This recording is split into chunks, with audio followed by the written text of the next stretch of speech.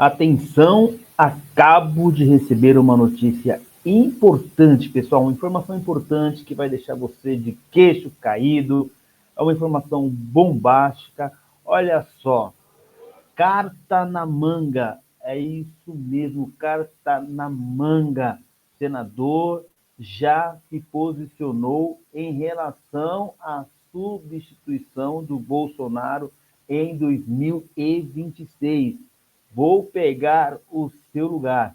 E mais, gente, Lula está numa situação complicada por conta dessa cirurgia que ele teve e agora estão questionando a questão da sequela e se ele vai continuar trabalhando, continuar exercendo o seu mandato ou não. Espera um pouquinho que eu vou trazer tudo para vocês aqui agora. Mas antes, esmaga o dedo no like, pelo menos uns 30 mil likes neste vídeo para fortalecer o nosso canal. Então deixa o seu like, se inscreva no canal se você não é inscrito ou não é inscrita ainda. E aqui embaixo, você sabe, eu deixo para você a informação e aqui embaixo eu quero a sua opinião. Já vou começar rapidamente trazendo essa questão do Lula, tá? É uma informação muito importante e quem fez uma pontuação bem interessante é o Alexandre Garcia. Eu vou trazer para vocês a fala dele aqui. Dá uma olhada. Seguinte, que hoje saiu no Diário Oficial uma lei que o presidente sancionou ontem. Ele continua assinando documentos, continua chefe de governo. O Alckmin é um pouquinho só chefe de Estado, mas não governa. Ele está cumprindo missões protocolares, como, por exemplo, reuniões com um primeiro-ministro da Eslovênia, né? E aí, eu lembro, eu assisti a isso. Estamos repetindo no governo militar, quando Costa e Silva teve um derrame, foi levado para o Rio de Janeiro, e os militares não deixaram o vice-presidente Pedro Aleixo assumir. Assumiu uma junta.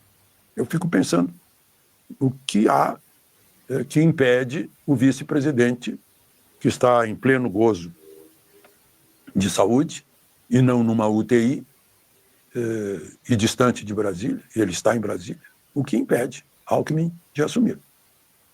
Falta de confiança no vice, mágoa por o vice ter feito uma campanha como adversário de Lula, dizendo que Lula quer voltar ao local do crime, à cena do crime. Fica essa dúvida na cabeça de todo mundo. O presidente do Bradesco, Luiz Carlos Trabuco, depois da reunião do chamado Conselhão, mandou uma mensagem calorosa a Lula, dizendo que quer que ele continue liderando o crescimento e a prosperidade do país. Aí mostra que Lula sempre se deu bem com os banqueiros, né? Aliás, o Banco Central, o mercado esperava um aumento da taxa básica de juros em 0,75, mas foi 1 inteiro. Saltou para 12,25% ao ano a taxa básica Selic, né? O dólar continua acima de 6. Bom, vamos ao nosso legislativo. Pois é, gente. O que vocês acharam? Deixa os comentários aqui. Ainda nessa toada, vou trazer daqui a pouco uma informação importantíssima sobre a questão do substituto de Bolsonaro em 2026. Segura um pouquinho aí, daqui a pouco trago esse assunto, mas antes vamos a mais um giro aqui, ainda sobre esse tema, questão de saúde do Lula. Vamos lá. Mais um para você aqui. Agora eu vou trazer para vocês um giro. Agora a gente traz a atualização do estado de saúde do presidente Lula, depois da cirurgia de emergência para tratar uma hemorragia intracraniana realizada nesta terça-feira em São Paulo. Lula vai permanecer internado por 48 horas. Segundo o último boletim médico, durante a cirurgia, que durou quase 2 horas, não foram encontradas lesões cerebrais. Ontem, durante uma reunião com os presidentes do Senado e da Câmara, Lula interrompeu o encontro para ser atendido na unidade de Brasília do Hospital Sírio-Libanês, onde os exames revelaram o hematoma na cabeça. E sobre esse assunto, nós conversamos agora com o neurocirurgião Paulo Porto de Mello, na hora de entrevista em Oeste Sem Filtro.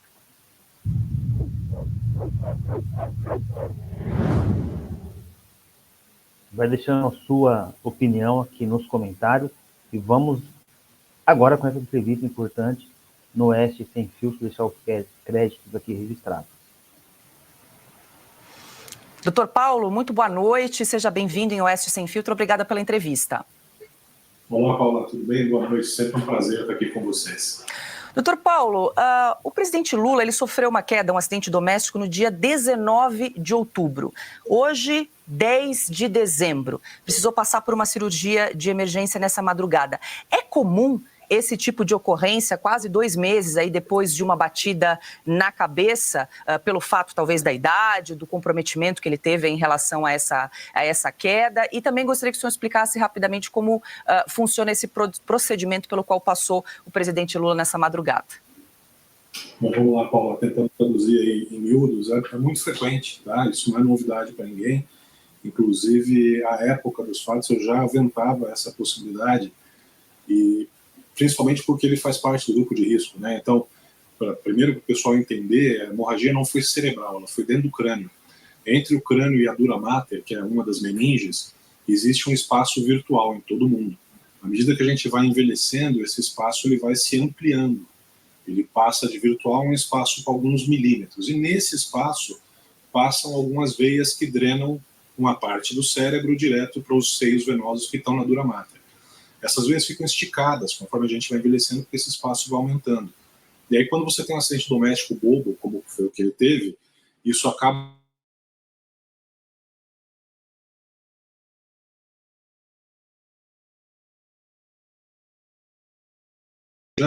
leva de semanas a meses. E aí pode vir com sintomas como dor de cabeça, fraqueza de um lado do corpo, às vezes pode atrapalhar a fala, tá? E isso é muito frequente, especialmente nos idosos. Pode acontecer em crianças que ainda não têm realmente um espaço completamente formado. Pode acontecer em indivíduos que estejam tomando medicamentos para, como o pessoal diz aí, afinar o sangue, né? E muito frequente também em pessoas que têm um histórico de um uso maior aí de álcool. E, doutor Paulo, só rapidamente, o senhor pode detalhar esse procedimento pelo qual ele passou nessa madrugada? Então, para a abordagem inicial do subdural crônico, a gente geralmente faz uma incisão pequena, aí de 4 centímetros mais ou menos, na cabeça, e afasta a pele ali, e depois faz um orifício mínimo de 2, 3 milímetros no crânio, por onde você entra com um catéter nesse espaço subdural.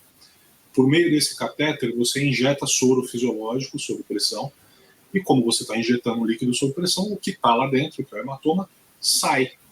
Então você substitui o hematoma pelo soro fisiológico, que por ser soro fisiológico acaba sendo absorvido ao longo dos dias, sem deixar nenhum tipo de sequela ou dano.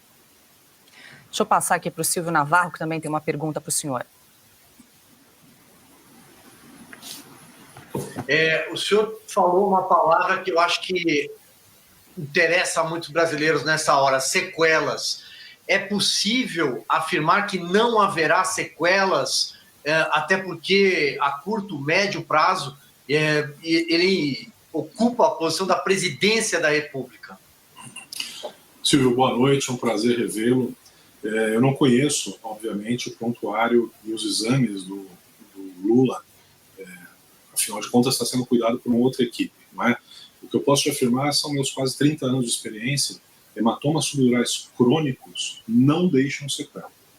Tá? Eu nunca vi, em quase 30 anos de exercício profissional, um hematoma subdural crônico deixar algum tipo de sequela, justamente porque é um acúmulo de sangue entre o cérebro e a meninge, ou seja, ele não está no tecido cerebral primariamente.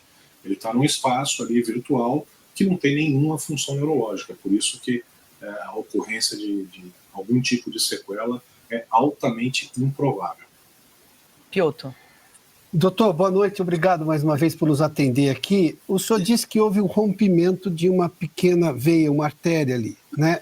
E ela cicatriza, porque se ela sangrou durante esse tempo todo, ou seja, houve essa pequena hemorragia e agora houve a necessidade desse procedimento para retirar esse hematoma e colocar o soro fisiológico, conforme o senhor já explicou, mas esta veia, ela é suturada, o que acontece? Ou ela continua, digamos, pingando ali com essa hemorragia e corre-se o risco de que daqui a algum tempo ter de fazer novamente essa operação? Pilton, prazer falar com você. Veja, você tem muito fundamento no que você está perguntando, né? Então existe a enorme probabilidade dessa veia ela cicatrizar sozinha, pelo método que a gente brinca, que é o método da vovó, né? Quando a gente se machuca, começa a sangrar, a avó mandava colocar a mão em cima e não tirar o dedo até parar de sangrar. Então é isso que acontece quando essa hemorragia, quando esse hematoma atinge um volume considerável, como no caso do presidente Lula, né? Neste caso especificamente, o próprio volume do hematoma ele fica comprimindo ali aquela veia até que ela pare de sangrar, tá? Existe a possibilidade de reformar o hematoma? Existe, e não é uma possibilidade desprezível. Porque quando você está drenando esse hematoma, quando você está substituindo ele pelo soro, você descomprime essa veia. Se tiver dado tempo suficiente daquela veia cicatrizar perfeitamente, ótimo, ela não vai voltar a sangrar. Porém, se tiver só aquela casquinha de ferida que a gente brinca, pode ser que durante esse processo de descompressão, essa veia ela destampone e volte a minar um pouquinho de sangue ali. E isso eventualmente pode motivar a necessidade de uma outra cirurgia. O que a gente faz geralmente nos pacientes que são operados de um subdural crônico, a gente monitora esses pacientes, porque se a gente notar que está começando a acumular sangue novamente, existem medicamentos que podem ser introduzidos em alguns casos que ajudam o próprio organismo a reabsorver aquele sangramento antes que forme um novo hematoma que precise de uma nova cirurgia. O Augusto também tem uma pergunta para o senhor, doutor Paulo. Boa noite, doutor Paulo, um prazer. Obrigado pela entrevista. Por quanto tempo deve ficar internado ainda o presidente, um paciente nessas condições, doutor Paulo? Prazer enorme falar com você, Augusto. Veja, pacientes operados de subdural crônico, de uma forma geral, a gente deixa internados de 48 a 72 horas. Por quê? Esses pacientes eles ficam com um dreno nesse espaço subdural, usualmente de 24 a 48 horas. Ocorrendo tudo bem, ao final das primeiras 48 horas após a cirurgia, a gente saca esse dreno e aí no dia seguinte, mais um dia de observação hospitalar, ele vai para casa, tá? Isso se não tiver alguma intercorrência, como distúrbio de coagulação, alguma coisa que impeça o transcurso normal de um pós-operatório de uma cirurgia de pequeno porte como essa. Vale a pena ressaltar que, para o pessoal que está assistindo, isso não é uma cirurgia extremamente complexa, pessoal. Isso é uma cirurgia que na minha época de residente aí, no SUS, a gente não tinha luxo de UTI. A gente fazia, o paciente voltava para a enfermaria mesmo e ficava ali com o seu dreninho. E depois de 2 dias tirava o dreno e no terceiro dia ia para casa. E isso é o que se faz não só aqui no Brasil, mas no mundo inteiro. Esse é o período médio de observação no pós-operatório. Doutor Paulo Porto de Mello, obrigada pela entrevista, pelos esclarecimentos em relação ao estado de saúde do presidente Lula. Tem algo mais que o senhor queira acrescentar em relação a esse quadro geral do presidente, doutor Paulo? Ô Paula, muita gente perguntou se, puxa vida, mas é uma doença tão simples como tem se falado aí, por que ele veio até São Paulo? Por que ele não foi operado em Brasília? Né? Acredito que aí é o conceito de urgência relativa, né? Não era uma emergência, ele estava consciente, então ele podia optar. É isso aí, gente. Vamos agora trazer mais uma informação importante também da Oeste sobre essa questão, se o Bolsonaro vai ter um substituto em 2026. Acompanhem comigo aqui, essa informação também bem interessante, na verdade, de Itatiaia, né? Vamos ouvir aqui. Um assunto que dominou a política nesta semana foi a possibilidade do deputado federal Eduardo Bolsonaro assumir o lugar do pai, Jair Bolsonaro, nas eleições de 2026. A Itatiaia conversou com lideranças da direita sobre o assunto, que garantiram que Jair Bolsonaro ainda é o plano A da direita nacional. Mardélio Couto, boa noite. Muito boa noite também para você, Aline Neves. Boa noite para o ouvinte que nos acompanha aqui no Jornal.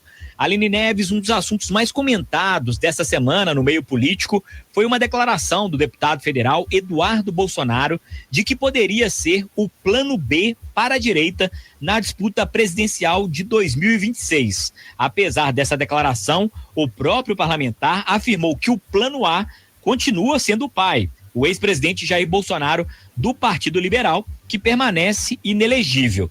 Essas declarações do Eduardo Bolsonaro foram dadas durante a CEPAC, a Conferência Conservadora de Ação Política, que aconteceu ao longo dessa semana na Argentina. A nossa reportagem conversou sobre o assunto com o presidente do PL aqui em Minas Gerais, o deputado federal Domingos Sávio. O parlamentar afirmou que Eduardo Bolsonaro está altamente preparado, tem experiência e pode representar a direita em uma candidatura nacional. No entanto, o presidente do PL mineiro ressaltou que, neste momento, o único foco do PL nacional é reverter a inelegibilidade do ex-presidente Jair Bolsonaro. O presidente do PL em Minas Gerais afirmou que Bolsonaro, no entendimento dele, não cometeu nenhum crime e deverá ser o candidato a presidente em 26. Lembrando que por 5-2, o plenário do Tribunal Superior Eleitoral declarou a inelegibilidade do ex-presidente Jair Bolsonaro por 8 anos, contados a partir de 2022. Então, na prática, ele está inelegível até 2030. O TSE reconheceu a prática de abuso de poder político e uso indevido dos meios de comunicação durante uma reunião realizada no Palácio do Alvorada com embaixadores estrangeiros. Fora do ambiente do PL, outros nomes têm sido ventilados para disputar a presidência da República em 2026 no campo da direita. Entre eles estão o governador de Minas Gerais, Romeu Zema, do Partido Novo, o governador de São Paulo, Tarcísio de Freitas, do Republicanos, o governador de Goiás, Ronaldo Caiado, do União, o governador do Paraná, Ratinho Júnior, do PSD, o governador do Rio Grande do Sul, Eduardo Leite, do PSDB, e o empresário Pablo Marçal, do PRTB, que, apesar das polêmicas, foi bem votado na disputa pela prefeitura da capital paulista. É o xadrez político já começando a se movimentar, mas